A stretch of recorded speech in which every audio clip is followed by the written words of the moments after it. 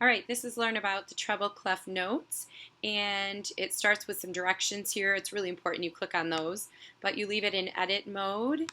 And note naming part one, the students go through, they can drag to create their own staff below, dragging all these lines down.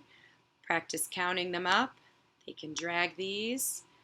Once they get these in place, they check their answer by dragging this. So as you go through, there's always a drag so you can check your answer. So then they have to do the spaces. We talk about the treble clef. They practice putting it in the right spot.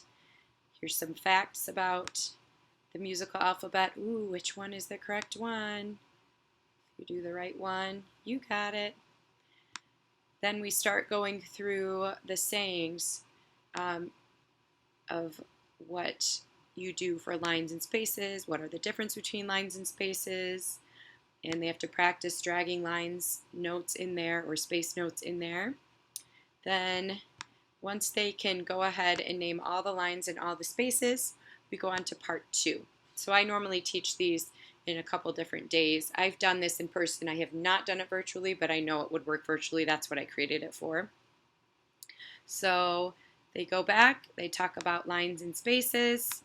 As a little review, you drag whatever note over. If you drag the wrong note over, it will say no. If you drag the correct note over, it would say yes. So you would, if you're putting this in Google Classroom, you want to make sure you give each student their own copy so that they're not all working off the same copy because it would really mess things up. So they go through the practice lines.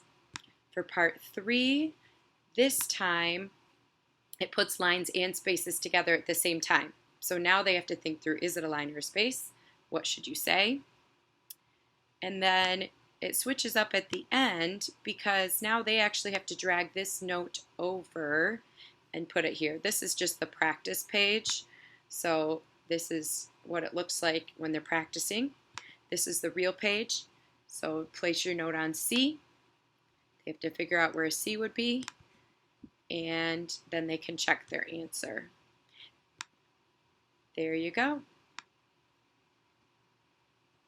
This is the other note. We talk about the two notes that can be found in two spots. And there you go. You've learned the basics of treble clef note naming. I do believe when we go to the directions as well, when you go there, just one more little note,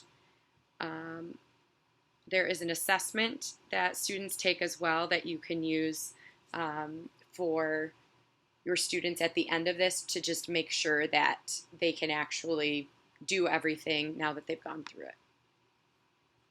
Hope that's helpful. If you have any questions, you can always email me at noteworthybyjen@gmail.com. Thanks so much.